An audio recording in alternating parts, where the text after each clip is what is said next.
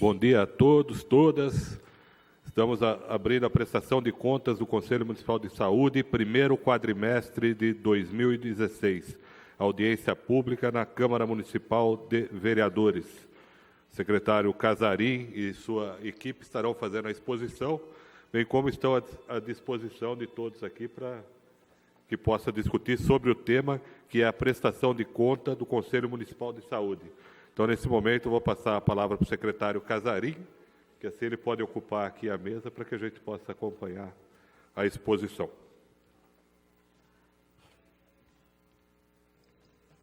Bom dia. Bom dia a todos. Obrigado, Gerson, nosso amigo Gerson Sartori, vereador, em nome de quem eu agradeço aqui a disponibilidade aqui do espaço para a gente fazer essa audiência pública.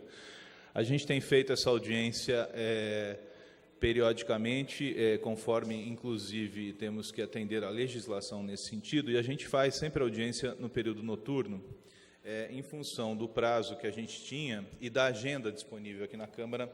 Essa vez a gente acabou agendando agora para o período da manhã, né? A gente vai passar aqui as principais ações desenvolvidas nesse primeiro quadrimestre.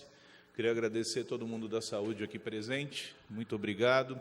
Especial a Camilinha e o Vitor aí pela elaboração aqui de todo o material. A gente vai trazer um pouquinho para vocês, como a gente sempre faz, né? Eu vou apresentar as principais ações e o nosso diretor de administrativo financeiro, Edivaldo, ele vai apresentar uma parte mais específica com relação à gestão orçamentária financeira. Então, aí nosso quadro, né, de diretores aqui da Secretaria de Saúde, acho que pode passar. A gente tem aí um nível de detalhamento na apresentação, que eu vou pedir para vocês, em alguns deles a gente vai passar um pouquinho mais rápido para não ficar muito cansativo, até porque eles se apresentam bem detalhados mesmo, né? Dentro da diretoria de planejamento, pode passar, nós temos aí, dentro da imagem objetivo de uma rede de saúde integrada, inclusiva, a gente teve algumas estratégias e algumas ações desenvolvidas nesse primeiro quadrimestre. A instituição colegiada, da gestão colegiada em todas as instâncias da Secretaria, o colegiado ampliado de gestão, os colegiados de gestão por diretorias e a qualificação dos colegiados de gestão local, né? Além dos colegiados regionais, do colegiado ampliado, e também, dentro dessa diretoria, ainda a realização do curso de Cidadania e Saúde. Essas instâncias colegiadas, né, apesar de não terem um grande impacto diretamente sobre a população, traz grandes benefícios do ponto de vista da organização da gestão dentro da Secretaria de Saúde. É uma organização inédita dentro da gestão da saúde aqui em Jundiaí, que a gente vem desenvolvendo, e o que possibilita uma gestão não só mais organizada, como mais participativa também, com as diversas instâncias de colegiado funcionando de forma aí horizontal, né, e bastante democrática. Pode passar. Também temos aí a estruturação da metodologia do planejamento estratégico em todas as instâncias, o desenvolvimento de processos de trabalho integrados em equipe, matriciamento, reuniões em equipe, reuniões com gerentes na perspectiva da educação permanente. Pode passar, que a gente já comenta todas de uma vez. A qualificação da relação da Secretaria com as instituições formadoras, rodas de conversa entre alunos, gestores e trabalhadores para avaliação de estágio, encontro com gestores e trabalhadores para apresentação do contexto dos serviços para a organização do estágio. Tem uma questão importante, só volta um pouquinho. Tem uma questão importante, acho que neste ponto em específico, que é a integração ensino-serviço. Eu acho que não só com a nossa Faculdade de Medicina de Jundiaí, que é uma das instituições, uma das maiores instituições importantes formadoras aqui da cidade, mas com todas as outras instituições também. Mas na questão da Faculdade de Medicina de Jundiaí, a gente teve um grande avanço no sentido de aproximar, estamos nos aproximando cada vez mais da formação dos alunos que ali fazem o curso de medicina, aproximando os alunos dentro desse campo de estágio dos nossos serviços e da realidade do serviço público. Isso é muito importante e também é uma conquista muito grande que a gente teve, historicamente, antes dessa gestão, antes do governo do prefeito Pedro Bigardi. A gente tinha na Faculdade de Medicina, ano sim, ano não, um aluno interessado em fazer residência ou atuar no campo da saúde da família, né? No ano passado, através desse nosso trabalho, nós tivemos aí 4 alunos escolhendo a saúde da família como seu campo de trabalho. Isso é muito importante porque é uma discussão que a gente faz sempre, dada a formação dos profissionais de saúde, especialmente os profissionais médicos, que não estão hoje, uma formação que não é voltada para as necessidades públicas, a gente vem conseguindo fazer isso em Jundiaí de uma forma bastante importante aqui, não só para a nossa cidade, mas como um SUS como um todo, né? Pode passar? Em andamento a realização das oficinas de educação nas unidades, colegiado em todas as unidades de saúde, a organização e participação das rodas de conversa entre as secretarias e instituições de ensino, isso foi cumprido e continua sendo feito, e a formação de um grupo de articulação de trabalho e ensino para o SUS também em andamento. Pode passar? A lógica da educação permanente na organização do cuidado e no processo de trabalho, com a qualificação da participação social, através das reuniões de equipe, de fóruns e do curso de Cidadania e Saúde, esse curso que a gente finalizou agora no primeiro quadrimestre, aí, com 869 pessoas. Pode passar? Então, é um curso que ele capacitou, ele teve mais de 1.200 inscritos, com 869 deles tendo finalizado esse curso, um curso que abrangeu o conselho, os trabalhadores, os gestores e a população em geral. Então, acho que foi um curso com uma avaliação bastante positiva de quem participou, e a gente fez um grande evento, inclusive, para o seu encerramento, que contou, inclusive, com a participação do nosso prefeito. Pode passar? Pode passar, relatório qualitativo. Aí seriam, então, os processos, todos os processos pedagógicos de saúde, né? Incluindo aí a carga horária, são mais de 300 horas aí e o número de participantes, a gente atingiu aí mais de 2.000 pessoas participando de todos esses processos pedagógicos da saúde. É importante a gente destacar que quase a totalidade deles não exigiu de nós investimento financeiro direto da Secretaria ou da Prefeitura. Nós conseguimos captar recursos externos para a realização disso, e muitos deles, inclusive, sem custo. A gente fez aí o importante também, eu destaco como uma ação, eu acho que os processos pedagógicos, a educação permanente em saúde, eu acho que ela vem sendo desenvolvida na cidade de forma também sem precedentes em governos anteriores. Pode passar? A gente também teve uma participação importante no Conselho de Secretários Municipais de Saúde, que aconteceu esse ano em São Paulo. A gente teve 50 participantes aqui da Secretaria do Governo, da Gestão e dos Trabalhadores, apresentando 18 trabalhos, né? Isso é uma participação importante, sendo que um deles a gente conseguiu. O Congresso ele teve 537 trabalhos, dos 537 trabalhos, 20 foram premiados, e Jundiaí esteve, felizmente, com orgulho, entre os 20 premiados, com um trabalho importante, que é a integração entre a vigilância e a atenção básica nas ações de controle da dengue, né? Eu acho que é um trabalho que mereceu, que levou um prêmio, e um prêmio muito merecido nesse sentido, né? Pode passar? Além dos trabalhos no Congresso também, eu acho que Jundiaí teve um destaque importante, tendo 13 de nós da equipe de gestão ali apresentando cursos, o que traz para a cidade também um destaque especial do contexto que a gente está vivendo aqui, do projeto de saúde que a gente está construindo. Pode passar? Aí o povo todo reunido lá no Congresso, né? Eu acho que a valorização também, de forma positiva, existe uma avaliação muito grande dos trabalhadores, visto que a gente vem procurando valorizar, né, cada vez mais a participação de todos, né, em congressos, em seminários, participação em fóruns, em grupos de trabalho. Nós temos estimulado a participação cada vez maior de todos os nossos trabalhadores, porque a gente acredita que este é o caminho para a gente capacitar e qualificar a nossa rede, né? A ouvidoria, nós tivemos aí registradas 958 demandas nesse quadrimestre, né? A gente tem a grande maioria, claro, de solicitação com relação à insatisfação e reclamações, além de denúncias, sugestões e elogios. Pode passar? A gente teve, o importante é que a gente tem hoje 58% já encaminhadas, 27% concluídas, 12% encerradas, né, em análise e algumas reencaminhadas, né? O importante é que todas as solicitações, reclamações, sugestões da ouvidoria não ficam sem resposta, né? Não ficam sem resposta. Isso é muito importante. Isso não quer dizer que a resposta é aquela que a gente imagina que a pessoa sempre queira, né?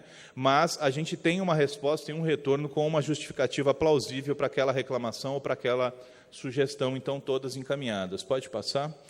Na atenção básica, aí foram registradas 345 demandas, especialmente com relação à dificuldade de acesso às consultas de especialidades e também às especialidades da atenção básica, né? E também com relação aos exames, um percentual em que pese nós termos aqui ainda reclamações com relação aos exames, a gente tem um percentual relativamente baixo, frente ao que a gente vem produzindo, e eu já vou mostrar.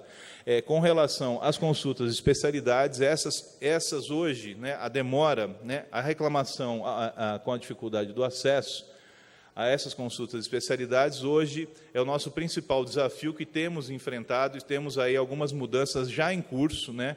Eu acho que vocês acompanharam algumas declarações, inclusive, aos meios de comunicação, onde a gente vai fazer aí grandes mudanças no sentido do fluxo, da marcação, do agendamento, do controle, para que a gente possa melhorar o acesso e agilizar esse acesso. É sempre bom destacar que esta reclamação, que hoje se caracteriza como a principal dentro da Secretaria de Saúde, ela teve um impacto muito grande nesses últimos meses, nessas últimas semanas, em função de uma grande queda na oferta das consultas especializadas ofertadas pelo Ambulatório Médico de Especialidades, o AME, que é do Governo do Estado. Então, a queda nessa oferta de consultas fez com que a pressão e a demanda aumentasse dentro dos nossos serviços próprios, o que, infelizmente, vai nos levar, inclusive, a limitar o atendimento para as cidades do entorno novamente, para que a gente possa conseguir atender os munícipes daqui com mais agilidade. Pode passar? Os prestadores, a gente teve também demandas na ouvidoria, cerca de metade deles relacionados ao Hospital São Vicente, né, com relação ao retorno. Também tivemos aí com relação à ATEAL e também ao Braille, né. No São Vicente, nós temos um canal direto de comunicação, não só com a gestão do hospital, mas também com a ouvidoria do serviço. Com relação à TEAL, é uma reclamação muito específica com relação à dificuldade também de acesso às próteses auditivas. Nós temos agora marcado para a semana que vem uma reunião com a região. A TEAL continua ofertando próteses auditivas para cerca de mais de 10 cidades, né, Tiago? 18 cidades. 18 cidades a TEAL continua ofertando essas próteses auditivas, e na reunião da semana que vem, em que estaremos junto com a Secretaria Estadual de Saúde, nós, junto com os municípios vizinhos, vamos exigir que essas próteses sejam direcionadas somente para os municípios aqui da nossa região, o que vai cair de 18 para 7 cidades, aumentando a oferta e a disponibilidade aí das próteses auditivas, né? Pode passar. Com relação à questão da contratação, né, a gente teve aí praticamente a manutenção do quadro de funcionários. Nós estamos aí num contexto bastante delicado nesse sentido, mas a gente vem conseguindo fazer grandes avanços, mantendo um quadro de funcionário e conseguindo aí repor, né, aí a gente está falando só aí dos recursos humanos, entre exonerações, aposentadorias, contratações novas, né? Pode passar. A Diretoria de Atenção em Saúde é a diretoria que hoje, a nossa diretora é a Camila, a diretoria que hoje ela concentra todos os serviços assistenciais dentro da nossa rede de saúde, né? Os bancos de dados referentes a esse primeiro quadrimestre, eles serão consolidados ao término do mês de julho, né? Então podem sofrer alguma alteração, né? A base de dados referentes ao mês de abril ainda não foi disponibilizada pelo Ministério da Saúde. Vocês vão ver alguns quadros aqui que eu apresento números. A gente está falando de janeiro, fevereiro, março e abril, em muitos quadros, abril está zerado ou está incompleto, né? Porque nós passamos essas informações ao sistema de informações ambulatorial, o CIA, do Ministério da Saúde, e o sistema do Ministério apresentou problemas e não está consolidado. Quando a gente puxa essas informações, elas ainda não aparecem, mas, desde já, a gente se compromete, assim que elas forem consolidadas lá no site, a gente pode, de novo, enviar para todos que tiverem interesse, né? Pode passar.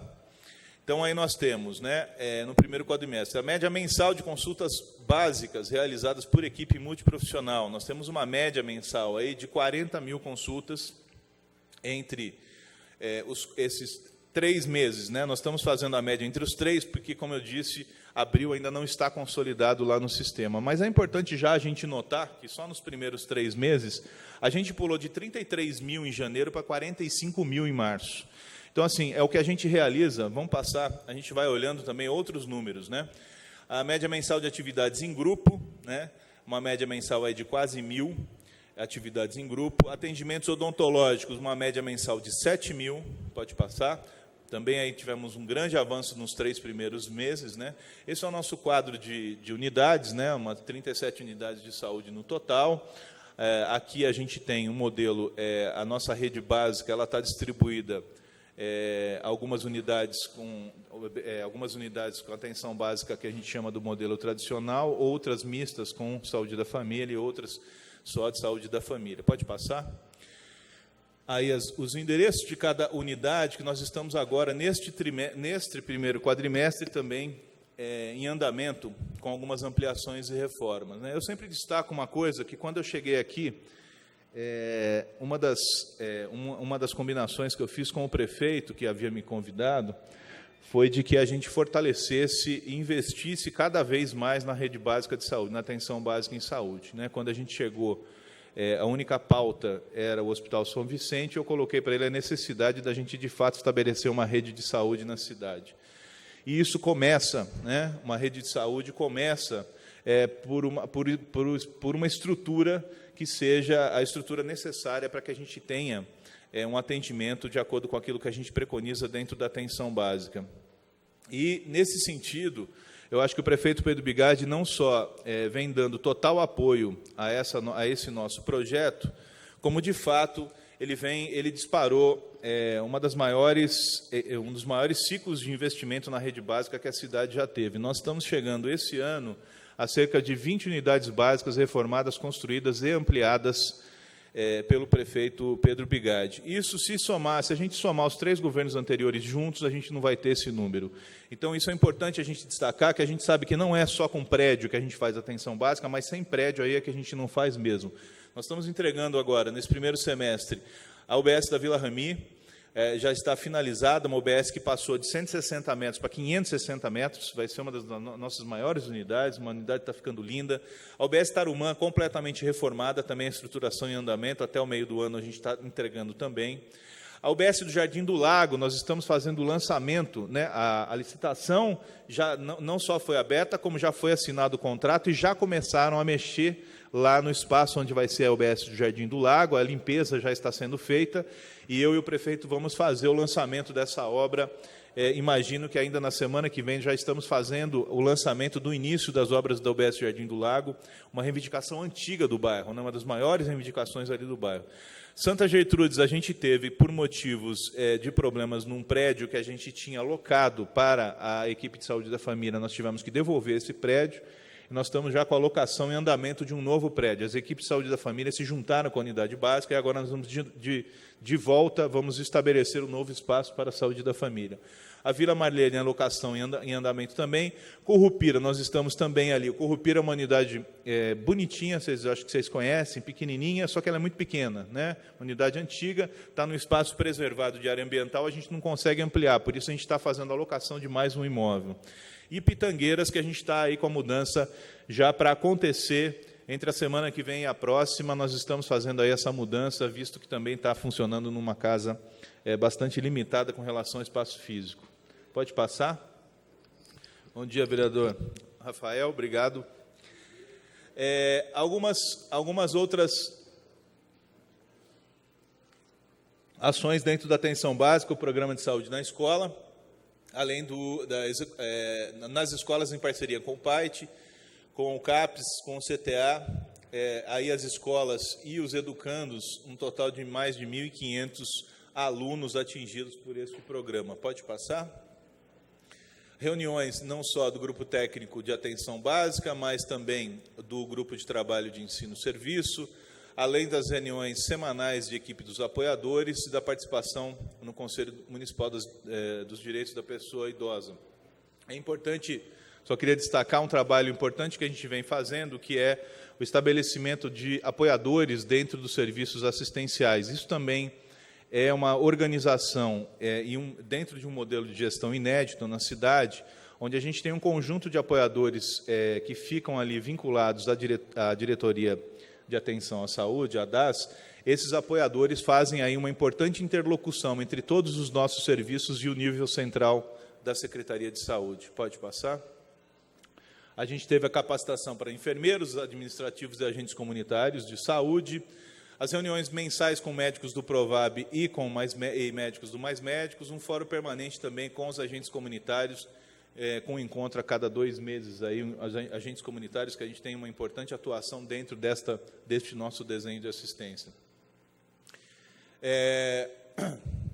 Ainda na atenção básica, o incentivo na organização de grupos e eventos realizados pelos profissionais, o planejamento da integração dos sistemas aí de faturamento e do SIM, né, nossos sistemas de tecnologia, visitas semanais de apoiadores da atenção básica, participação nos conselhos, as avaliações das entidades de instituições de longa permanência de idosos, as ILPIs, reorganização dos processos de trabalho dos NASF, a finalização do concurso para agente comunitário, a gente está agora finalizando, e também uma capacitação importante sobre os vetores, sobre o vetor aí, Aedes aegypti, causador aí das 3 famosas doenças que a gente teve aí, tem ainda, né, estamos sempre em alerta aí, a dengue, a chikungunya e a zika. Pode passar? Na saúde mental, a gente tem aí uma rede de serviços que a gente teve uma ampliação muito importante, né? Tivemos aí uma média mensal de 3.000 atendimentos, acompanhamentos na rede de atenção psicossocial. Pode passar? Também é uma média por equipe multiprofissional na rede de atenção psicossocial, uma média aí de 700, uma média mensal. Sempre os números a gente vê aí um avanço mês a mês. Pode passar?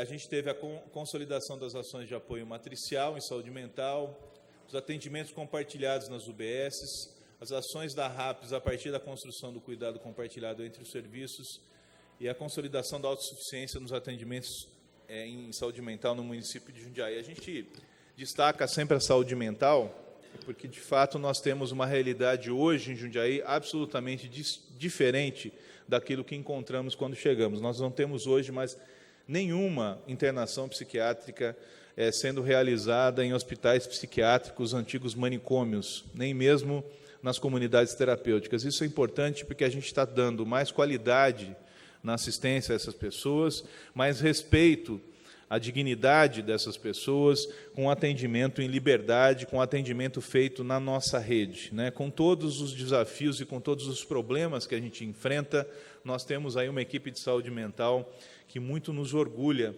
daquele trabalho que vem realizando na cidade e a gente aí se destacando como um dos municípios que vem avançando muito na questão da defesa dos direitos humanos e do cuidado em liberdade, né? Pode passar.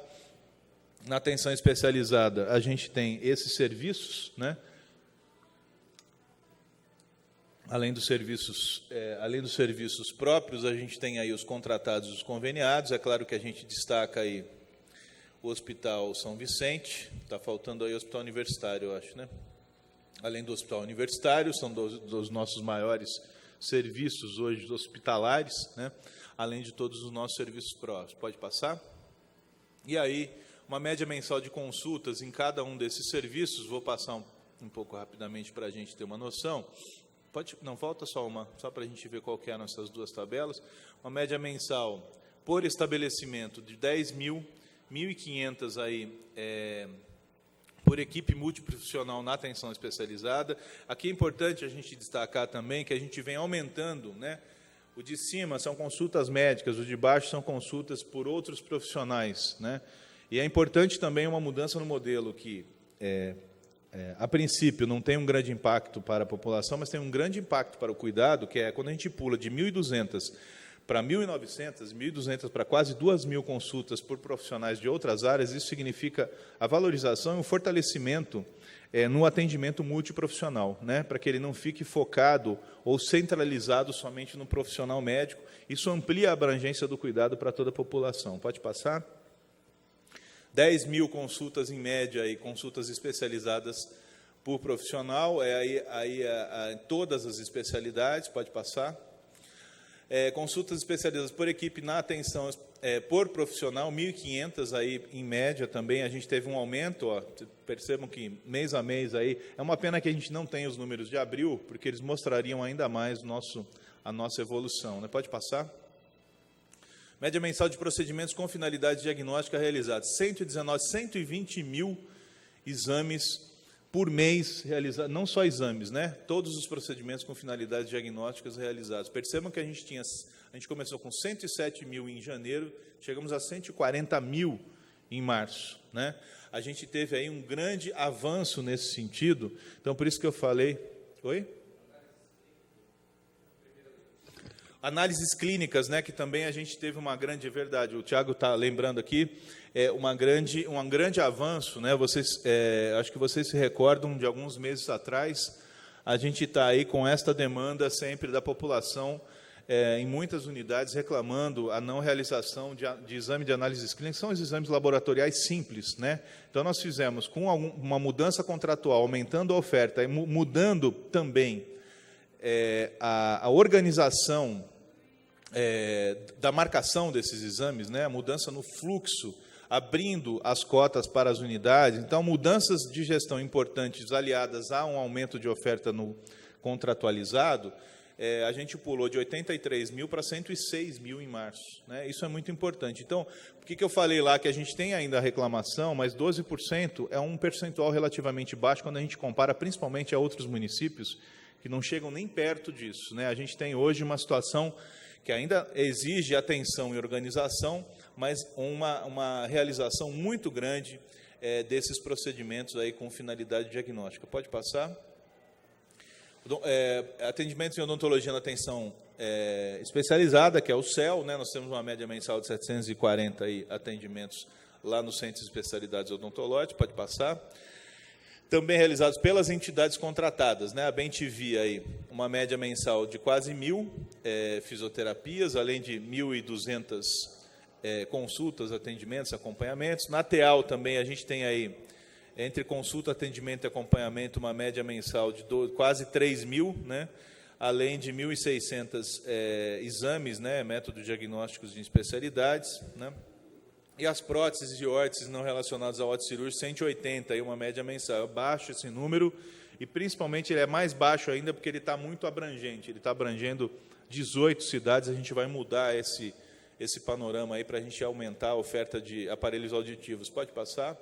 A PAI de Jundiaí, uma média de 4.600 consultas, atendimentos, acompanhamentos. A Marati também 2.700.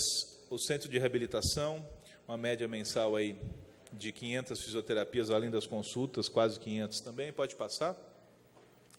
O Braille, né, a gente tem aí uma média mensal além dos exames, de 7.800 métodos diagnósticos, além das consultas, mais de 4.000, cirurgias, coletas de material. Então, nós temos aí uma grande gama o Braille, inclusive, a gente tem aí, é um dos nossos principais prestadores na questão da atenção oftalmológica especializada. Pode passar? Aí o número de consultas por estabelecimento de urgência e emergência, uma média mensal também de 40.000 atendimentos, isso a gente somando os nossos PAs, além do hospital universitário, do pronto-socorro do hospital universitário e do pronto-socorro do hospital São Vicente. Aí eu faço um destaque, as mudanças recentes que a gente tem feito na gestão desses estabelecimentos, principalmente na questão do pronto-socorro do Hospital São Vicente. Se vocês estiverem acompanhando, nós tivemos aí um aumento da satisfação dos nossos usuários, né? Quem está usando o hospital, principalmente o serviço de urgência, tem percebido um grande avanço nesse sentido, inclusive com a extinção das macas nos corredores em muitas semanas seguidas, né? Nós temos tido aí essa extinção, e quando existem macas nos corredores, a gente tem um programa lá dentro de Maca Zero. Essas macas que estão nos corredores, elas não são mais de pessoas internadas no hospital, elas são de pessoas que estão aguardando algum medicamento. Então, a gente acabou com a internação nos corredores. Muitas vezes a gente tem ainda alguma maca no corredor, mas é para medicação, para outros procedimentos. Pode passar? O SAMU-SAEC, aí, tivemos aí um total de quase 10 mil chamadas reguladas, é um serviço importante, inclusive aí, com a grande preocupação agora desses anúncios recentes do Ministério da Saúde, que dizem querer cortar um serviço tão essencial como é o nosso SAMU, e tão essencial, tão necessário e tão querido pela população. A gente espera que isso não se concretize aí num futuro próximo, né? Número de internações no São Vicente, né? Total de internações SUS passou de 5 mil no São Vicente e passou de quase 3 mil no Hospital Universitário, um número muito grande aí dos nossos hospitais que funcionam, não só são hospitais de excelência, como funcionam aí no limite da sua capacidade, atendendo todos os nossos usuários, né? Pode passar. A total da rede hospitalar, aí, 8 mil internações, além de 3 mil cirúrgicas, 5 mil, sendo 3 mil cirúrgicas e 5 mil clínicas, né? E para residentes de Jundiaí, as internações aí, 69%. Esse é um número que a gente sempre discute em todas as ações que a gente realiza dentro do hospital. Nós continuamos com 30% do atendimento na nossa rede hospitalar, em cerca de 30%, e o que a gente vem tentando fazer é buscar a qualificação dessas internações que vêm dos municípios do entorno. Pode passar. O acompanhamento dos processos para a finalização da UPA do Novo Horizonte, os projetos de implantação da UPA, o acompanhamento das reuniões técnicas científicas do SAMU, além do estudo e elaboração de protocolo de regulação para o serviço de ambulância, as ações para viabilizar a reforma do Pronto Atende PA do Retiro, que já está em andamento, e a participação no núcleo de vigilância. Pode passar?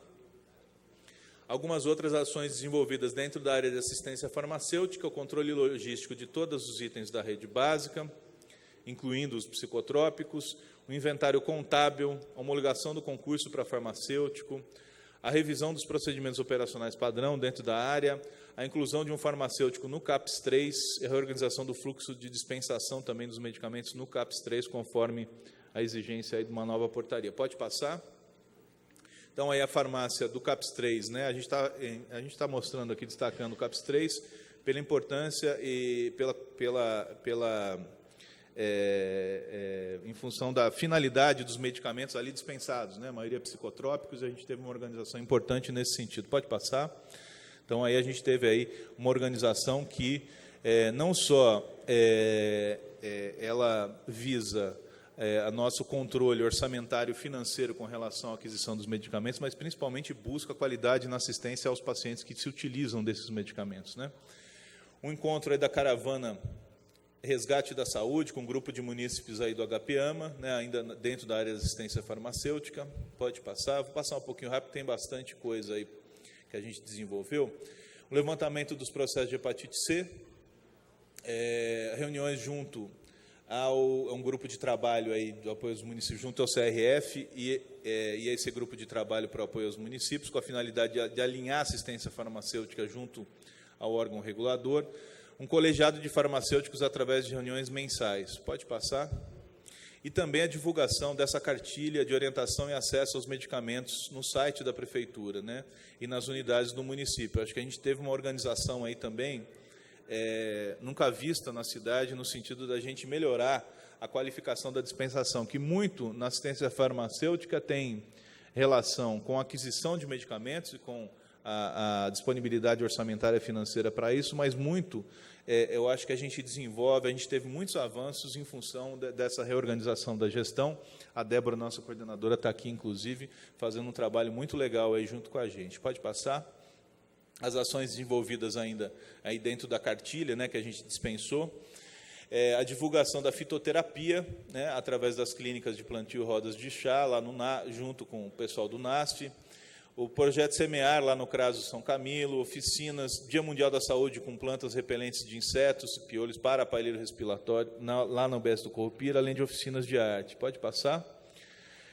Readequação dos processos da farmácia de alto custo, planejamento de readequação do CAPES 2, novo fluxo para preservativos e também juntamente com o CTA, trabalho de divulgação de protocolos para prevenção do H1N1, e criado mais um acesso à população para a dispensação do oseltamivir, que é na farmácia central, além dos hospitais e PAs, e a participação e exposição de trabalho no Congresso. Também nós participamos lá com um trabalho importante, que também merecia estar entre os premiados, né? Aí a gente destaca sempre, né, e aí sempre pedindo o apoio dos vereadores também, para essa questão das faltas que a gente continua tendo na dispensação dos medicamentos dentro da farmácia de alto custo. Esses são a relação dos medicamentos todas que estão em falta lá. A farmácia de alto custo é um serviço cuja responsabilidade é do governo estadual, do governo do Estado.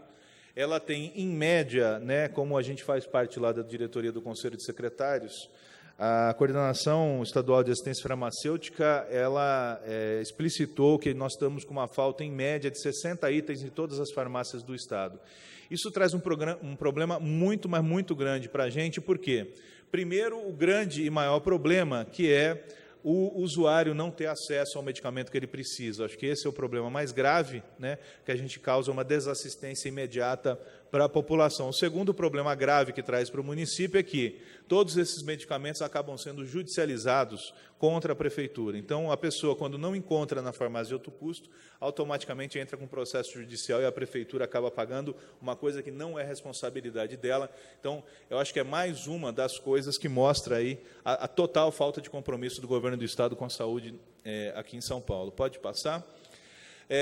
Também a referência técnica em saúde da criança e do adolescente, né, um simpósio aí de doenças raras no Hospital Santa Marcelina, que foi realizado, um fórum intersetorial sobre sexualidade na adolescência, Semana Mundial de Aleitamento Materno, além de reuniões técnicas aí com relação à obesidade e também com relação aí à nutrição, os alimentos no primeiro ano de vida. Pode passar.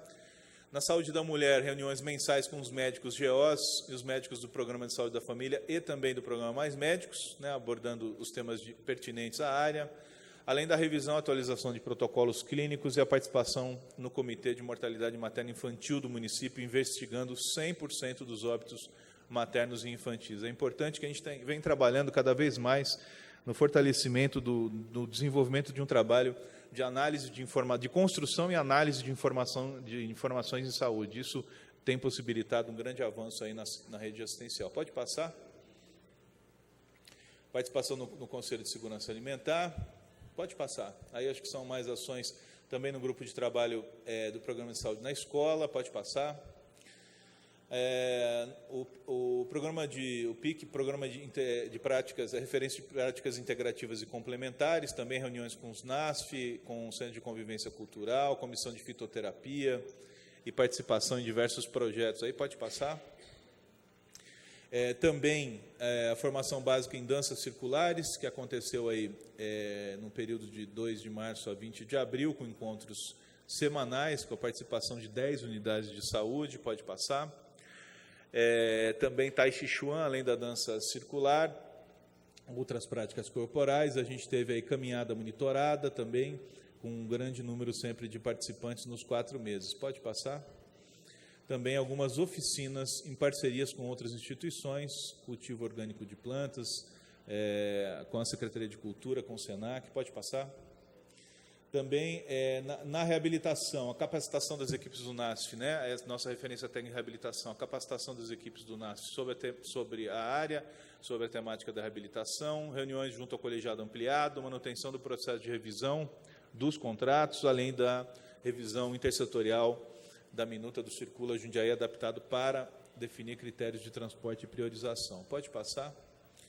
Também uma revisão junto à nossa diretoria de avaliação e controle e também uma pactação junto à Secretaria de Educação e o Núcleo de Apoio à Pessoa com Deficiência. Pode passar? Uma discussão intersetorial sobre o transporte das pessoas com deficiência, além da revisão da lei municipal e também a divulgação da lei atual para permitir o acesso da população ao benefício.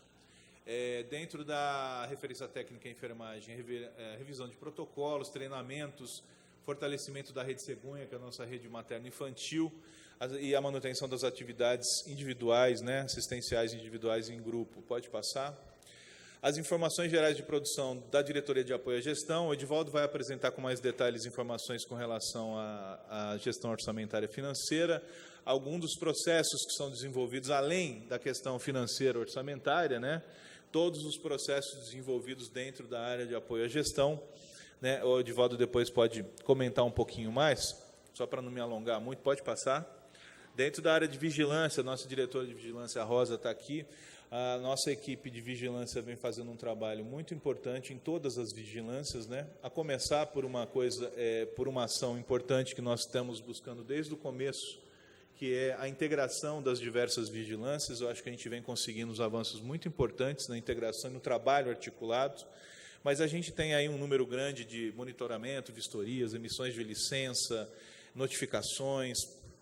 Pode passar isso dentro da vigilância.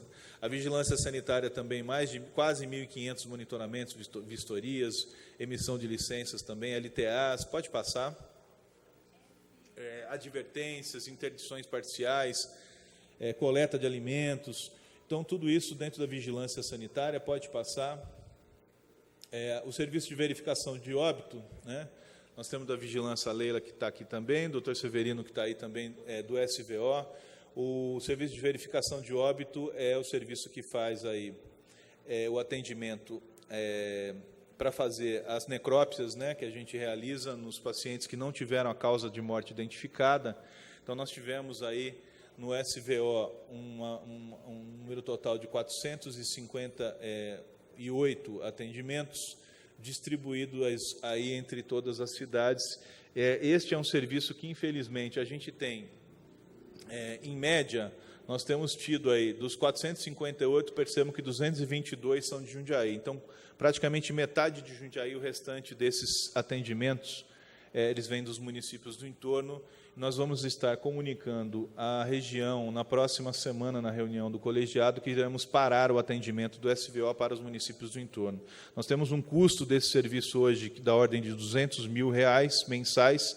Se a gente pegar metade desse custo dos municípios do entorno, sem apoio financeiro nenhum, nem do entorno e nem do governo do Estado, não temos mais condições financeiras de continuar a fazer esse atendimento. Então, nós, a partir do próximo quadrimestre, esta audiência, essa prestação de contas, ela trará só os números de Jundiaí, porque nós vamos parar o atendimento para o entorno com o SVO. Pode passar.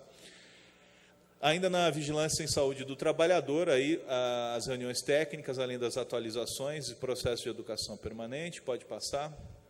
No Sereste, aí, visitas de apoio técnico 20, autos de infração 37, com as imposições de penalidade também, que o serviço vem fazendo esse acompanhamento. Um serviço que também está passando por uma discussão de regionalização. O Sereste hoje ele abrange 10 cidades.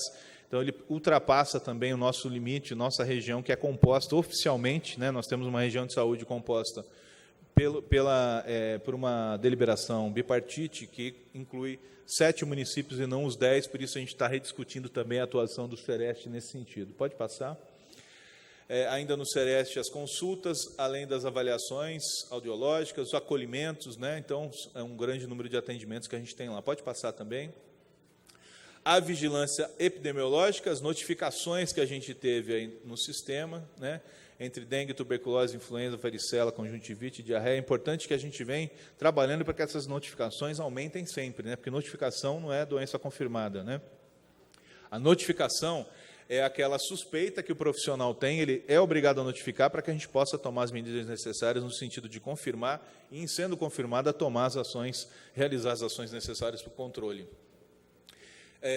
Declarações de óbito digitadas no SIM, 1.500, né, neste quadrimestre, de nascidos vivos 3.900, né, total de óbitos investigados, 12 infantis e 34 mulheres em idade fértil, além do comitê de óbito materno infantil, que investigou aí 100% dos casos. Pode passar. Também nas zoonoses, né, a dengue, a gente teve aí visitas casa a casa, quase 50 mil visitas casa a casa dos agentes comunitários, né, pontos estratégicos. bloqueio em focos encontrados 3.700, né? E a gente, além das visitas sanitárias, né? Então, eu acho que destaco, porque esse foi um programa, inclusive esse foi o trabalho premiado que a gente teve no Congresso, do COSENS, do Conselho de Secretários Municipais. O ano passado nós passamos de 2.600 casos confirmados de dengue, este ano o número atual, você lembra, Rosa? Oi? Este ano nós já estamos praticamente em junho, nós estamos com 277 casos. De 2.600 casos do ano passado para 277 casos esse ano. Aí a gente pode olhar para a realidade, para o contexto estadual e falar assim, não, mas baixou em todo o estado, isso é verdade, isso é verídico, a gente teve uma diminuição do número de casos, mas não uma diminuição tão acentuada como a gente conseguiu aqui em Jundiaí, né? Nós conseguimos cair 90% o número de casos de dengue, isso é muito importante. Isso não é só em função do contexto estadual, isso não é só em função de clima, isso é resultado de um trabalho muito sério que foi realizado além do apoio da população, né, que a gente vem conquistando cada vez mais, mas acho que um trabalho muito sério que foi realizado não só pela equipe de vigilância, mas nessa integração e articulação com a rede de atenção básica. Então, esse foi um prêmio merecido no Congresso de Secretários Municipais de Saúde, que a gente destaca com muito orgulho que a gente conseguiu um controle como não visto aí pelas outras cidades do estado, né? Também aí na vigilância de zoonoses, a gente teve aí a questão das vacinações realizadas, né? Pode passar, vou entrar em vistorias sanitárias também, com animais peçonhentos e outros animais, pode passar, desratizações, também testes de leishmaniose, pode passar, aí são vários números. E aí a regulação, avaliação, controle e auditoria, pode passar. A gente finalizou aí uma auditoria junto à Maraty. Essas auditorias normalmente são direcionadas e encomendadas pelos tribunais de conta, né? Por isso que a gente faz de acordo com o que o tribunal orienta. Pode passar. E é isso. Acho que eu, de forma geral, tentei ser rápido para não ser cansativo. E o Edivaldo, acho que vai agora passar para a gente a questão da gestão orçamentária e financeira, lembrando novamente que todo esse material pode ficar à disposição de vocês, dos vereadores também, e depois nós vamos abrir aí o final para mais esclarecimento. Obrigado.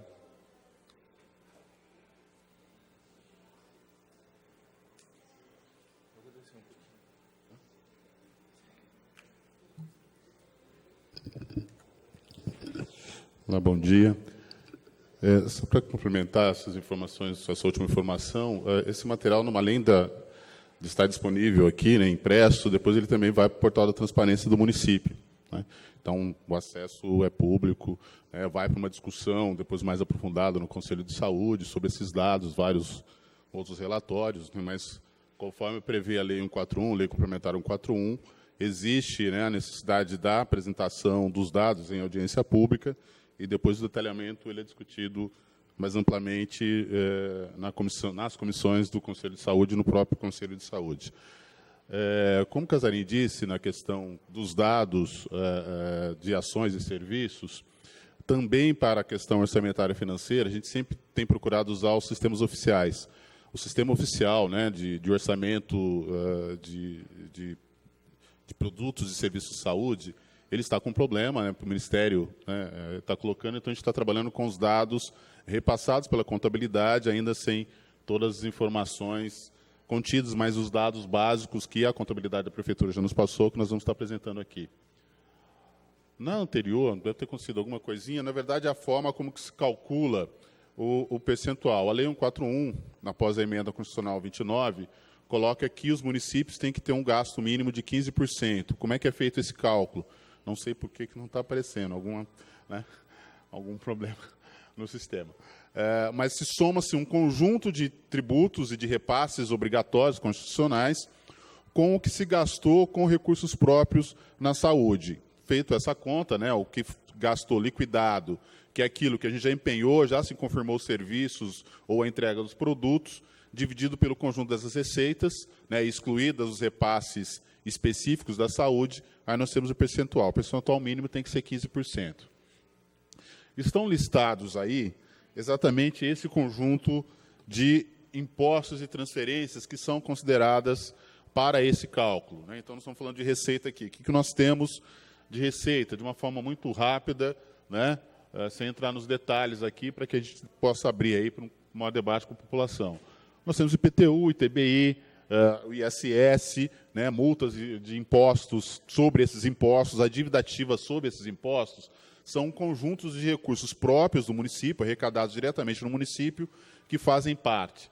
Nós tivemos, em média, 35% da arrecadação prevista, né, para o ano todo. Se a gente dividir por 4 meses, né, a gente teria 25% total arrecadado. Entretanto, a gente tem que lembrar que, normalmente, o IPTU, várias pessoas pagam a parcela integral, né, então isso costuma ter um impacto bastante importante. E depois, outras que são as receitas de transferências, que inclui o FPM, que é do Recurso Federal, o ITR, né, que é o Imposto Territorial Rural, que também parte do que é pago, esse tributo federal, é repassado para o município, o IPVA, que também, né, se dá a arrecadação, a maior arrecadação se dá exatamente no primeiro quadrimestre, que os vencimentos, né, janeiro, fevereiro e março, e, eventualmente, algumas coisas mais ao longo do ano, pessoas atrasadas ou veículos novos. A cota parte do ICMS, que é uma receita importante para o município, né, que também vem se comportando aí até na média prevista, né, apesar da queda geral de arrecadação, ela tem colocado, e o IPI exportação, que é uma compensação financeira sobre as exportações, né, que os municípios recebem em sua participação. E esse conjunto, que aí deu em torno de 34%.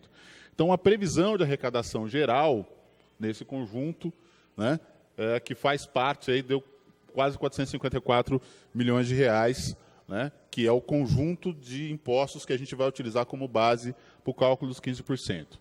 Além desses recursos, a Prefeitura recebe outros. Tem recursos específicos da educação, recursos específicos de convênios, recursos específicos de outras fontes, né, que não entram nesse cálculo. Mas no nosso, nós temos que entrar recursos que são específicos da saúde.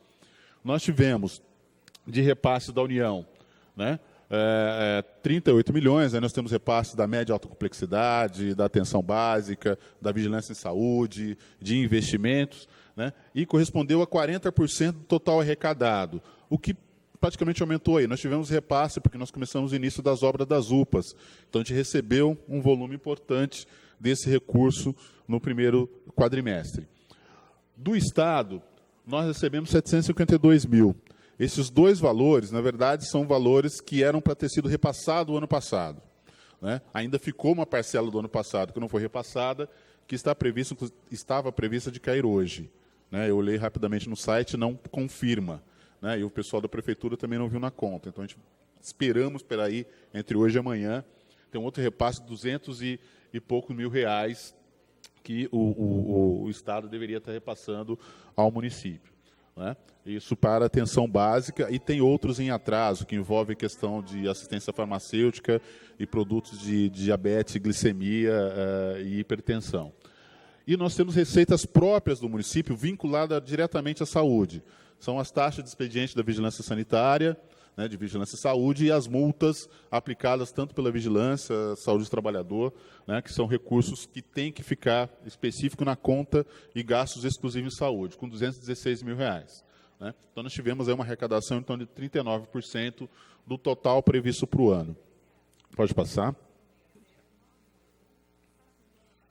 Só considerando aí as fontes de recursos específicas para a saúde, né, a gente percebe que a participação do governo federal ela é importante. A arrecadação própria do município, até porque houve um acordo, as taxas não são cobradas no seu valor integral, né? E as multas aplicadas, elas depois também levam todo um processo administrativo, as pessoas pedem parcelamento, então ela tem um volume pequeno. E houve, sim, um aumento aí do repasse estadual, né, desse recurso, como eu disse, que era para ter sido repassado ano passado e foi repassado somente esse ano. Pode passar. Aqui nós fazemos uma pequena pizza tentando mostrar os maiores gastos da saúde. Nesse período, né, foram aplicados em saúde 134 milhões de reais. A maior despesa são com serviços contratados, né? Por exemplo, só com São Vicente, depois vai ter um outro quadro, praticamente metade dos recursos é com convênio com São Vicente, né? A segunda maior despesa é com o pessoal, né? E aí depois tem as outras fontes, a gente tenta explicar ali, né? Por exemplo, a gente gasta com material de consumo, de insumos de forma geral, foram 3 milhões de reais, mas só com medicamentos foi mais de 7. Né? Depois nós vamos ter um quadro específico, desses 7 milhões, vocês vão ver que a maior parte é por demanda judicial, isso é bastante preocupante. Né? E nós tivemos aí um incremento bastante importante, né, que foi na questão das obras e instalações. O Casarim já colocou, né, o que a gente tem investido nas diversas obras de manutenção, e de recuperação, de construção das unidades de saúde como um todo, como forma também de dar melhores condições para a atenção à saúde. E aí, utilizando essa metodologia, né, que eu tentei explicar, não apareceu lá, mas é pegando o total dos recursos, descontando o valor que foi da transferência do SUS, mais as receitas específicas, então, de 134 milhões, desconta-se esse valor. O restos a pagar não processados é uma conta que aí a contabilidade não conseguiu fechar essas informações, ainda ontem eles estavam tentando passar, mas não conseguiu fechar esses dados, então deve cair um pouquinho esse número aqui. Nós tivemos no primeiro quadrimestre, nós gastamos 19,11%, o mínimo é 15%, nós chegamos a 19%. O ano passado fechou com 26%. Ao longo do exercício, com certeza, isso deve ocorrer. No primeiro quadrimestre, como eu disse, teve a questão das obras. Né? As obras iniciaram agora, então ela não aparece. Ao longo da execução, com certeza, ela vai ter um gasto bastante importante. Mas só nessa diferença de 15 para 19, nós gastamos 20 milhões de reais a mais do que a legislação determina. Pode passar. Aqui é para ter uma ideia no que a gente chama de grandes blocos de saúde, né? Diferenciando as várias situações. Com o bloco de gestão do SUS, né, ou seja, que é para manter a própria secretaria, a estrutura gerencial, né, foi 2%, com atenção básica atingiu 19%, com atenção hospitalar ambulatorial é o maior gasto, porque nós estamos incluindo as unidades próprias e os serviços contratados que a gente tem, como já citei, a questão do São Vicente, né, que é o maior prestador, nós estamos com 66%, com suporte profilático, que é basicamente a aquisição de medicamentos e outros produtos para essa área, 6%, a vigilância sanitária com 2,14%, epidemiológica 3,5%, e outras subfunções que entram um pouco da administração, educação permanente, planejamento, aí com um volume até pequeno, como o Casarim disse, a gente fez muitas dessas atividades com um custo praticamente zero, né, utilizando a própria estrutura, funcionários, a organização dos serviços que nós já temos. Esse quadro, a gente está mostrando os gastos que a gente tem com os maiores prestadores de serviço. Como eu disse, aí se a gente pega só o São Vicente, né, que tem um convênio conosco, que é o maior convênio, os maiores convênios, né, somando, são 5 convênios no total, que tem atenção hospitalar, tem um pronto-socorro, ele gerencia para parte da estratégia de saúde da família, né, os agentes comunitários são funcionários próprios, mas vários profissionais da estratégia de saúde da família são contratados pelo São Vicente. O gerenciamento do SAMU, do SAEC também é feito pelo São Vicente, né, e alguma parte também dos nossos PAs. Né. Então, nós passamos, nesse período, no primeiro quadrimestre, 54 milhões de reais. Para o hospital universitário, que também é um outro grande prestador, né, que é a nossa hospital materno-infantil, e também tem alguns outros procedimentos lá, inclusive com a parceria com a Faculdade de Medicina, foram repassados 15 milhões de reais. Para a FIP, que faz os nossos exames de laboratório e também vários de imagem, foi 12 milhões 488. Com a Marati, 360 mil reais. Com o Braille, 1 milhão e 100 mil reais.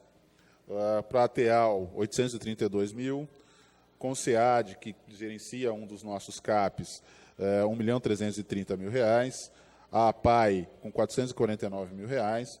O Grendac, nesse período, 51.771. O Ierandê, que gerencia, né, executa o nosso consultório de rua, com 27 mil reais. E o Centro de Reabilitação de Jundiaí, com 133. E se a gente somar todos os vários outros, né, BenTV e vários outros, né, prestadores, Angioscam, né, vários outros prestadores de serviço que nós temos, né, foi mais 1 milhão e 100. Ou seja, só de repasse de serviços contratados, 77 mil reais. Ou seja, nós gastamos 134 no total, 177 são com serviços terceirizados, ou seja, um pouco, quase 55% do total do orçamento. E aqui pode fazer mais uma? Não, só mais uma, volta. Volta, fazendo um favor.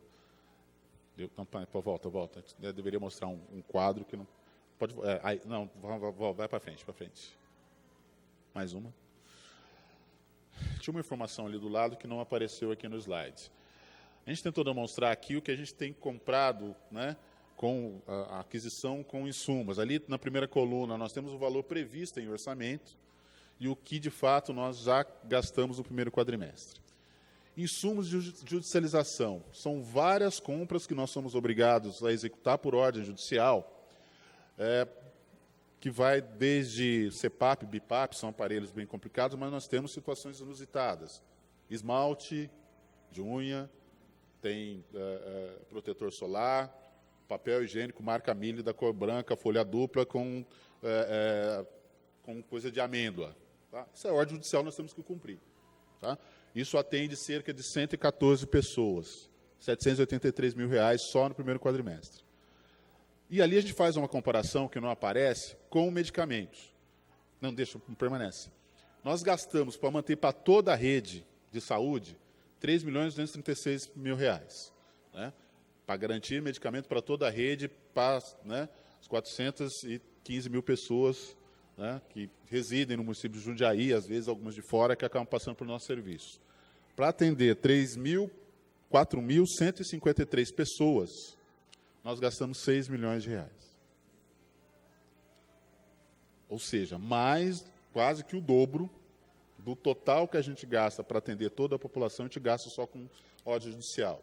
É uma discussão que nós temos que fazer mesmo, isso é uma discussão que está sendo feita em todo o Brasil, né, do como a judicialização interrompe com um das diretrizes do SUS, dos princípios, que é garantir acesso igualitário e equânime para todo mundo. A partir do momento que tem um processo judicial, não se discute a necessidade se a pessoa tem ou não. Mas no volume que está hoje, e por situações, por vezes, que tem o mesmo produto equivalente, com a mesma eficácia farmacêutica, né, terapêutica para aquele caso, mas é indicado um outro, que não tem muitos importados, né, que desconfigura, ou seja, é mais do que é quase o dobro. Normalmente, na que a gente chega no final do ano, dá praticamente o dobro. Tá? Nós tivemos caso de um medicamento experimental na Inglaterra, que estava ainda na fase 2, ou seja, ainda saindo da fase de in vitro, né, de laboratório, para começar em cobaias animais, e teve uma prescrição para esse medicamento. Né? É pior que ainda está correndo, tá? A gente não conseguiu ainda, está todo o processo, ainda não tem a decisão final. Só não conseguimos, estamos falando para o juiz, ele não manda prender o secretário, o prefeito, porque a Inglaterra diz que não vai mandar, porque é um medicamento experimental. Nós temos essa documentação, mas tem um profissional que, né, prescreveu esse medicamento, estamos fazendo a discussão judicial. Só esse medicamento nós tivemos que comprar quase R$1 milhão para uma única pessoa. Né? E assim, não se discute a necessidade. O problema é que o medicamento, inclusive, é experimental. Nem se sabe se ele vai ser validado em algum local, né? Então, isso é bastante complicado. Houve bastante aquela discussão, né, da pílula do câncer, tal, né, agora que estão tentando, né, ver se ela vai ter eficácia ou não, mas isso preocupa, porque é um volume bastante importante. Esse quadro, nesse momento, a gente só tenta mostrar mais ou menos do que já foi liquidado, aquilo que a gente já pagou, dos 134 milhões, foram pagos com recursos federais, 34 milhões, né, e com recursos próprios do município, 99. Aquele recurso que veio do Estado, ele chegou, uma parte dele chegou no final de março, uma outra parte chegou no início de abril, que a gente está priorizando, a equipe da DAS já está preparando todo o mobiliário e material, equipamento necessário para nossas unidades. Né? Então, a gente está fazendo aí um grande processo de aquisição, de melhoria de equipamentos, de mobiliário para nossas unidades. Então, ainda não aparece liquidado, mas já aí, a partir de maio, né, na próxima apresentação, já vai aparecer um grande pagamento. Né? Nós temos lá 700 e poucos mil reais, que nós estamos utilizando prioritariamente para isso, e uma outra coisa, né, está ampliando um pouco dos exames, né, como já foi dito, a gente está colocando um pouco desse recurso também para garantir que alguns exames laboratoriais, alguns de imagem, possam ser garantidos para a população. Esses são os dados iniciais. Obrigado pela atenção.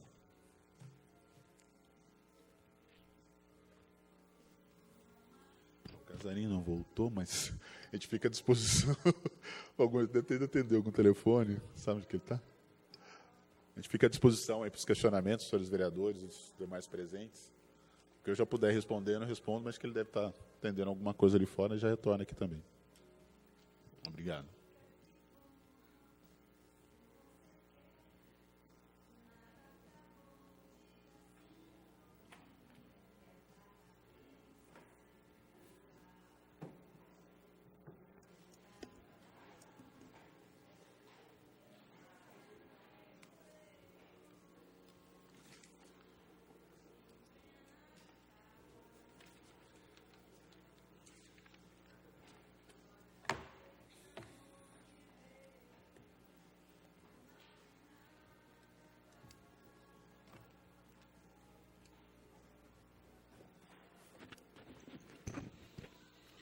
A gente vai abrir, então, para possíveis questionamentos aí de quem está presente, do vereador aqui presente. Alguém quer utilizar? O senhor Menezes quer? Vamos abrir lá, vereador, depois a gente passa ok. aqui, pode ser? Tá ok. Oi?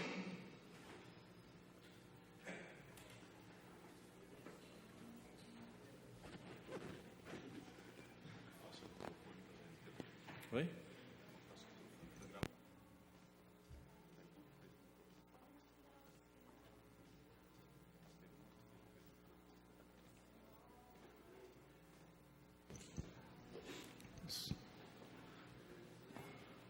Vou fazer as perguntas aqui no microfone, porque a gente está gravando a sessão também, que vai para a TV Câmara, né? Tá.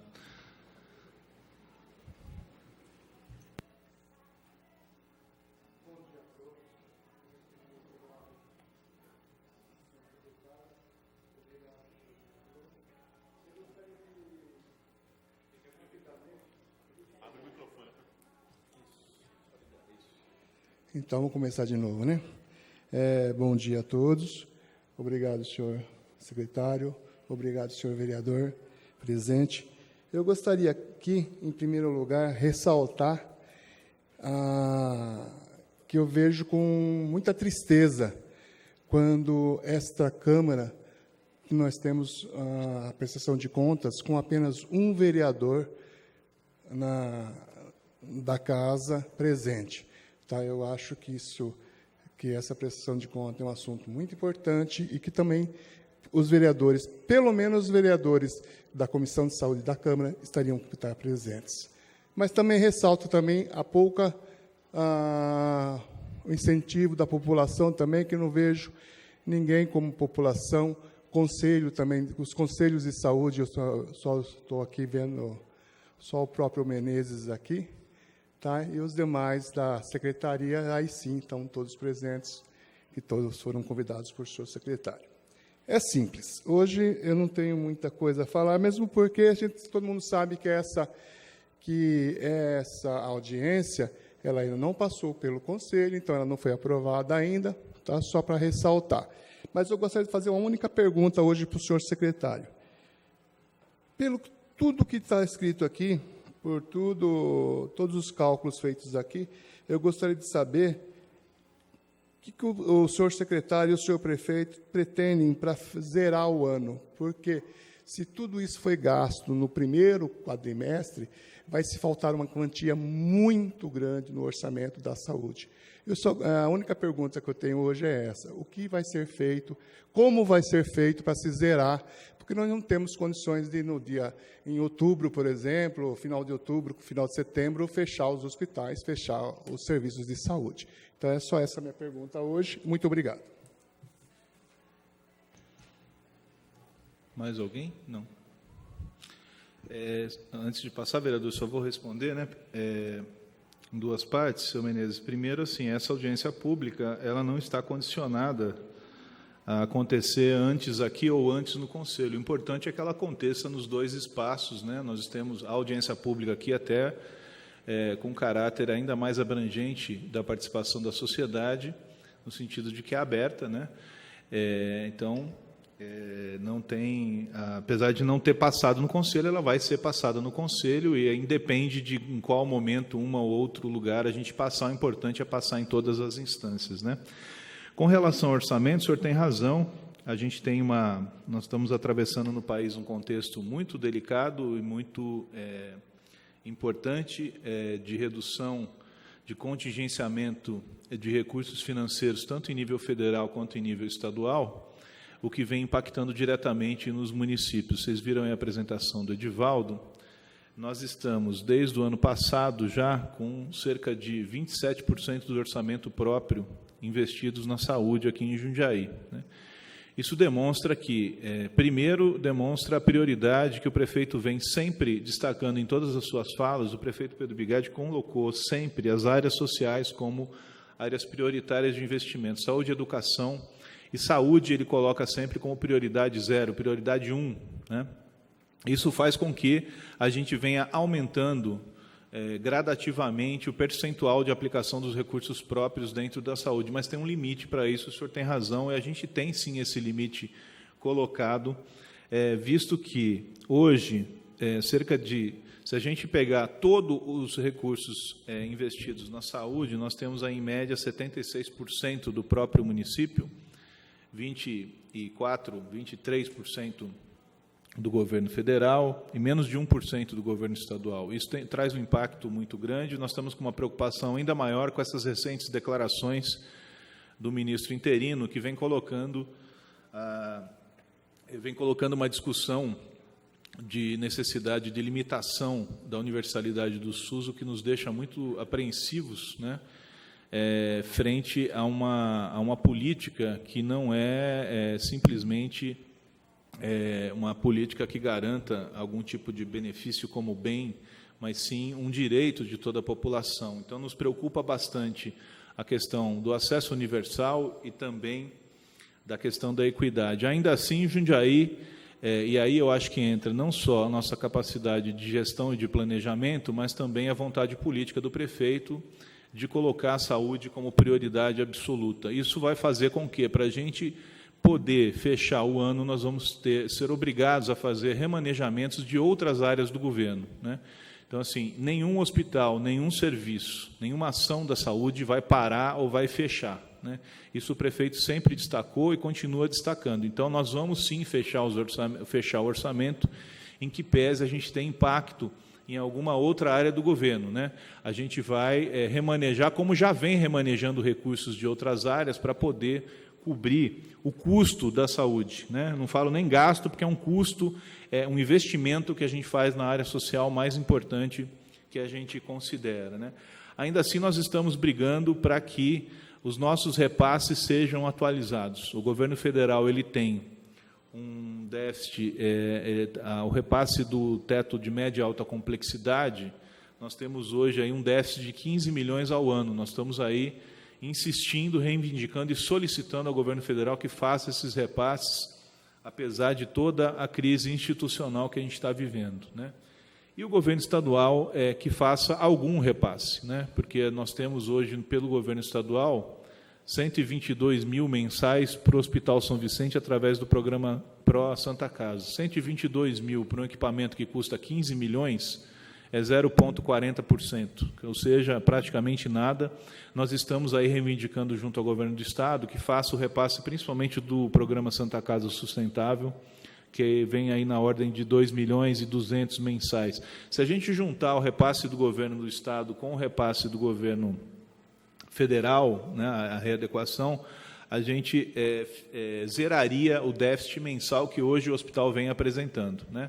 Este déficit vai ser coberto pela Prefeitura, mas se esses repasses não acontecerem, tanto do governo federal quanto do governo estadual, nós vamos sim ser obrigados a limitar o atendimento aos municípios do entorno, que eu acho que hoje é essa diferença que está colocada aí para o nosso atendimento. Então, a gente vai fechar as contas, até porque nós estamos num ano eleitoral em que isso é obrigatório, né? O prefeito não pode não fechar as contas, não só na saúde, como do governo como um todo, né? A gestão orçamentária e financeira, e a gente vai ter que tomar as medidas necessárias para que isso aconteça, e estamos na dependência aí desses repasses acontecerem ou não. Agora, o importante é destacar isso, né? Que a saúde é prioridade do prefeito, ele sempre coloca isso, é prioridade do governo, e nenhum serviço será fechado em função do seu financiamento. Vereador?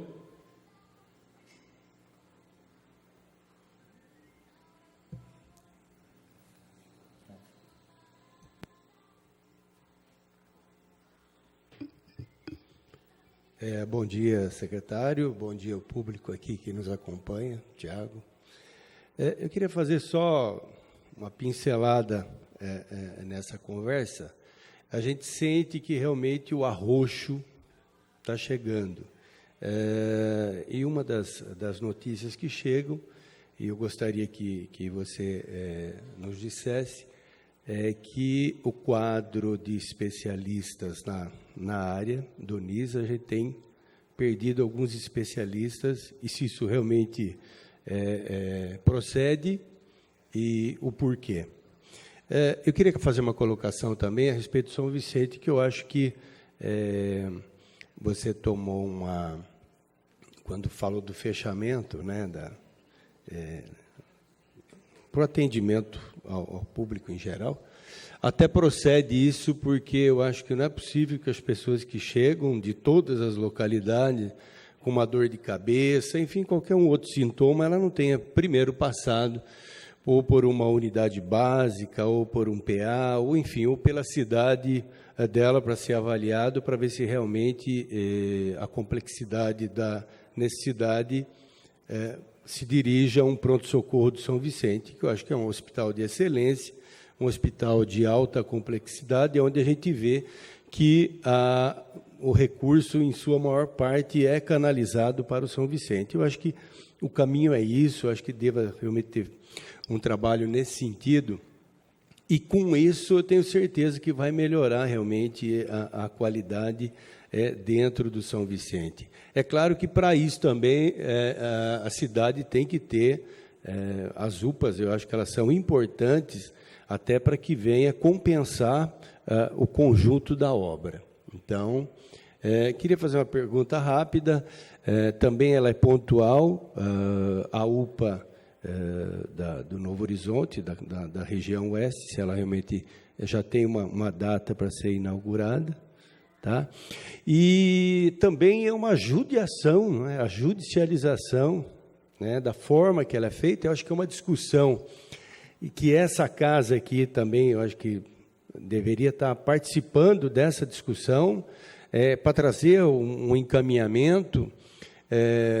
A judicialização ela vai sempre acontecer, mas eu acho que tem que ter critério, realmente, esse é um caminho perigoso que está acontecendo.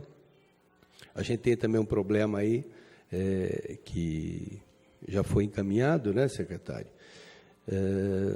E o problema da judicialização é o preço que se paga, às vezes, de um medicamento, né?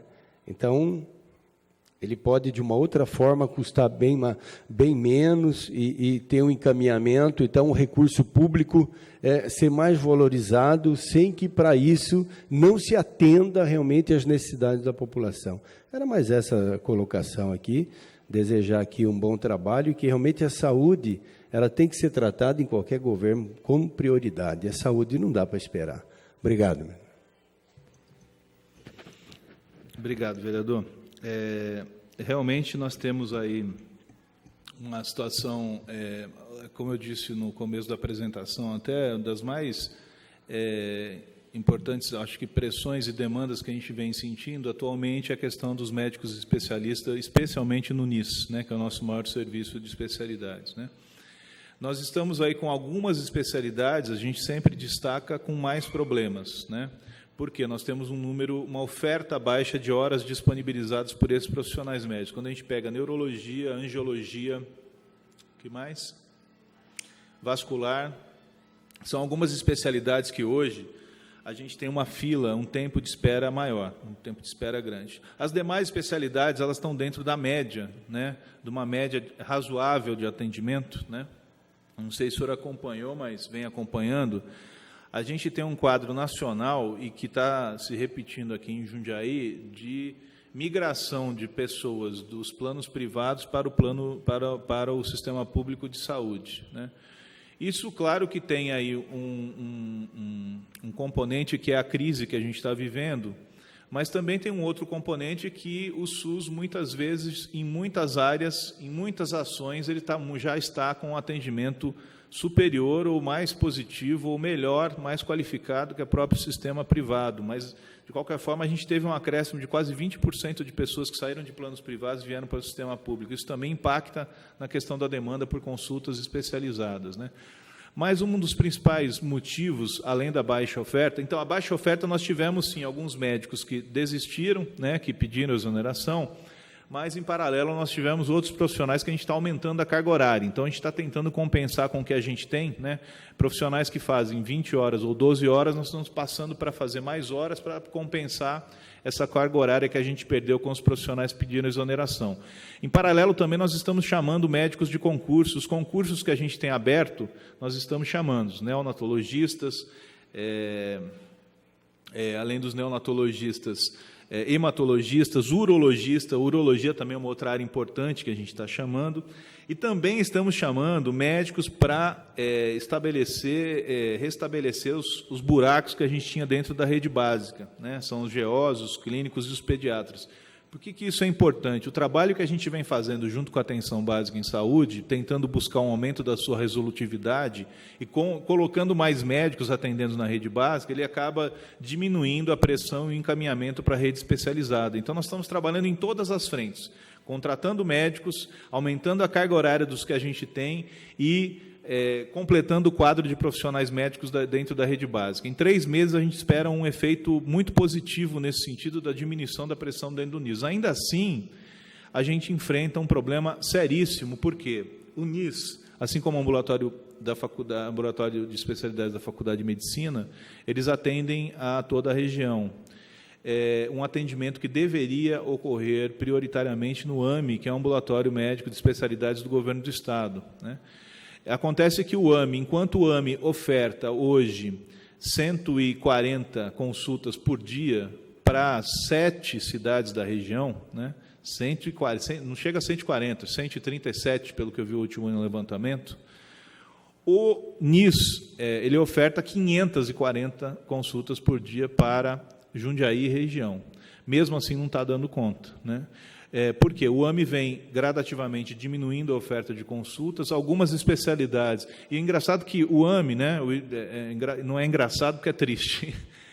O AME, quando ele nasceu, a proposta do Ambulatório Médico de Especialidades era justamente para cobrir as especialidades que o município mais tinha dificuldade em atender, né? E hoje, as especialidades que a gente mais tem dificuldade em atender, por exemplo, a neurologia, elas foram extintas no AME, não tem especialista no AME para atender. Então, nós estamos sozinhos atendendo toda essa região. Por isso, semana passada até saiu numa entrevista na TV, em que a gente coloca aí a necessidade de limitar o atendimento das consultas especializadas.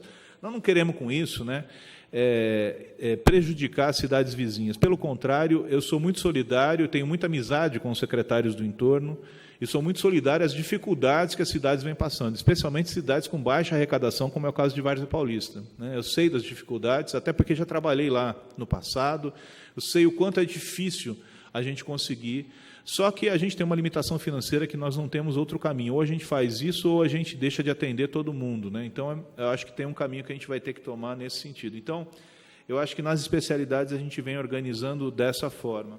E com relação ao que o senhor traz da judicialização, essa é uma questão das mais sérias hoje que a gente enfrenta. O ex-ministro Arthur Quioro, com quem a gente teve o prazer de trabalhar, não só em São Bernardo, mas também no Ministério da Saúde, uma das últimas entrevistas que ele deu, ele destacou uma coisa importante, que eu sempre repito o que ele falou, que é: o SUS vai entrar em colapso por 2 motivos, o subfinanciamento e a judicialização. E nós estamos assistindo isso, o subfinanciamento, quando os governos federal e estadual resolvem cortar e contingenciar cada vez mais recursos para isso. O município tem um limite, né? Nós estamos hoje em Jundiaí com 27% do orçamento próprio. Tem municípios no estado de São Paulo que estão passando dos 33%, né? Agora, se a gente tem vamos colocar 27%, que é o caso de Jundiaí, mais 25% na educação, nós temos 52% do orçamento só para saúde e educação, as outras áreas, a cidade entra em colapso desse jeito. Tem um limite, nós vamos ter que estabelecer um limite, porque não conseguimos mais. Se a gente tem um contingenciamento, a gente não consegue mais financiar o Sistema Único de Saúde. E a judicialização, ela atravessa todo o nosso planejamento, né? O ano passado, nós gastamos para colocar, né, dispensar todos os medicamentos da nossa rede própria, R$9 milhões. Em paralelo, nós investimos em ações judiciais R$17 milhões. Nós gastamos R$9 milhões para atender 400 mil pessoas, e nós gastamos R$17 milhões para atender cerca de 3 mil pessoas. Então, assim, a judicialização ela precisa ser discutida, né, porque assim, ela está muito desigual, ela está ferindo a equidade gravemente e ela está ferindo o município gravemente no sentido do seu financiamento, né? Nós não conseguimos bancar tudo aquilo que uma ação judicial, muitas vezes, sem discussão, ela nos é imposta, né? A gente estava discutindo agora com a Débora a questão dos medicamentos para hepatite C. Um tratamento de medicamentos que são fornecidos pelo Ministério da Saúde, né? Um tratamento para hepatite C custa, por pessoa, R$400 mil. São 3 caixas de medicamento no valor de R$400 mil. Nós temos em Jundiaí 140 pessoas que estão aptas a receber este tratamento específico para hepatite C. Nós já recebemos do governo federal 70 caixas, e estamos aguardando as outras 70. Se o governo federal não enviar essas caixas, esses medicamentos, nós corremos o risco de ser judicializados, né? E aí é um recurso que, de fato, 70 pessoas a esse custo de R$400 mil, nós vamos passar de R$30 milhões com uma ação judicial. Por exemplo, só estou dando um exemplo para ver o quão grave é essa situação e quão delicada a gente está enfrentando agora, né? E o quanto essa discussão de limitar o SUS, né, o SUS pobre para atender os mais pobres, isso não tem muita perspectiva de acontecer, né? Porque, por melhor que seja o plano de saúde de uma pessoa, que ela pode ter o melhor plano de saúde do país com acesso ao auxílio libanês, acho muito difícil ela ter condições de desembolsar R$400 mil para pagar 3 caixas de remédio. Então, sempre vai acabar no sistema público, né?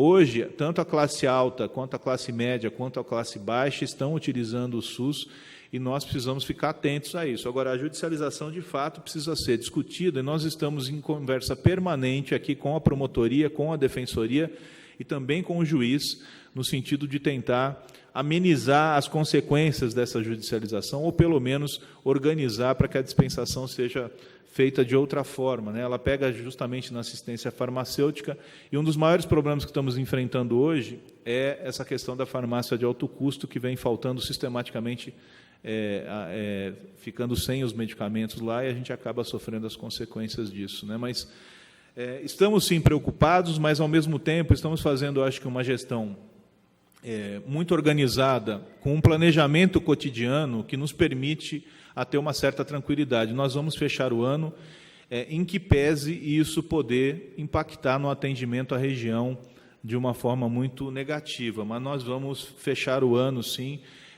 até porque nós temos, de novo, sempre destaco, e eu queria destacar por último, o empenho do nosso prefeito, o Pedro Bigatti, sempre colocou não só a saúde como área prioritária, mas dia após dia ele está sentado junto com a gente para a gente fazer essa gestão da melhor forma possível dentro da área da saúde, e a gente vem conseguindo, em que pese todo esse contexto nacional de atrasos e de paralisações e de devoluções, né, nós estamos em Jundiaí aí com um cronograma de obras bastante avançado, não só obras, né, mas toda a evolução dos nossos serviços. A UPA do Novo Horizonte, a entrega prevista do imóvel agora em junho, né, até final de junho, né, nós estamos dependendo aí só do empreiteiro lá finalizar. Aí a gente vai ter a compra, nós estamos também com processos de compra já disparados, com cerca de metade dos móveis e equipamentos já chegaram, nós estamos aguardando outra metade, né?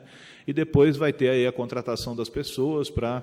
Mas ainda assim é um serviço muito importante para uma área das mais necessitadas. O Novo Horizonte ali, a área do vetor oeste, abrange cerca de 60 mil pessoas, né? E nós estamos tendo, sim, infelizmente, o impacto de que nós imaginávamos chegar na inauguração deste serviço com o financiamento de outros serviços compensando, como, por exemplo, o Santa Casa Sustentável, que não veio e acabou atrapalhando todo o nosso planejamento nesse sentido. Mas a gente vai conseguir fazer, estamos conseguindo fazer e vamos conseguir fechar o ano de uma forma bastante positiva, assim. Acho que é isso. Queria agradecer, então, a todos, ao vereador, ao Gerson também, que esteve, não está, mas também esteve aqui com a gente, né? E eu acho que tem um impacto, essa questão da participação hoje tem a ver com a nossa mudança, em função de que a gente sempre fez essa prestação de contas, audiência no período noturno, e nós agora tivemos que fazer em função da agenda aqui da Câmara e dos nossos prazos também, né? Mas é isso, queria agradecer e me colocar à disposição sempre aí, inclusive o nosso material vai para o site, né, de volta. Obrigado.